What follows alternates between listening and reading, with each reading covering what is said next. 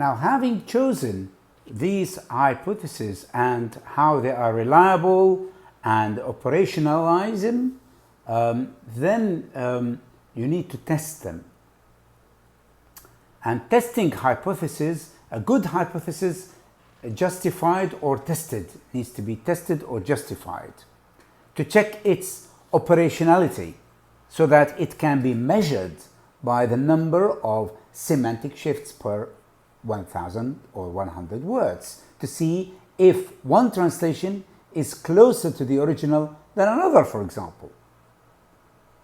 Or you ask informants, who are the participants, you ask them in a survey or a focus group or an interview to elicit their opinion about a certain phenomenon or a certain point or a certain semantic shift about something.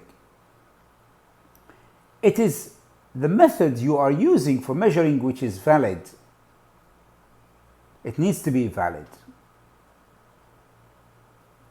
So it needs to be valid. So the method, it is the method you are using for measuring which needs to be valid or which is valid. So here you select your data, selecting and analyzing the data, analyzing its variables, whether they are text variables or context variables, and the relations between each other. What is meant by context variables and variables, you need to look at the, sometimes you might examine the effects of context on text.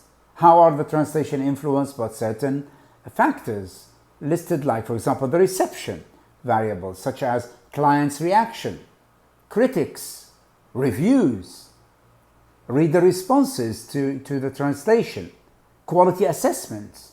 Or could be the variables related to sociocultural ones, which is like the norms, the cultural values, the ideologies. Also, when you're looking at the text variables, they can include grammaticality, in other words, the grammar of the translations. Certain context variables could include the computer programs. Text variables can be the use of that, the word that, in the text, or its absence in the text. Context variables can be the nature of the text in question. Text variables can be a collection of linguistic features in translation, their readability, naturalness, lexical choices, structural complexity. All of these are features, linguistic features, which are related to text variables. So you look at the readability, naturalness, lexical choices, which choices of lexes the translator have actually done, or the structural complexity, whether a complex sentence or a simple sentence, etc. In terms of context variables, you look at think aloud protocol, perhaps the translator's mind and the way it translates.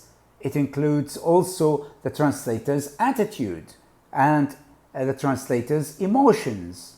All of these are related really to the testing of the hypothesis.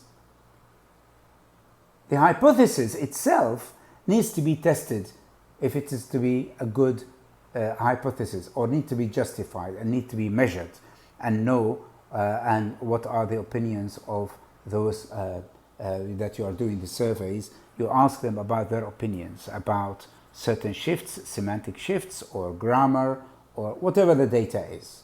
I will explain to you later on about the types of data or kinds of data that you need to be looking at times.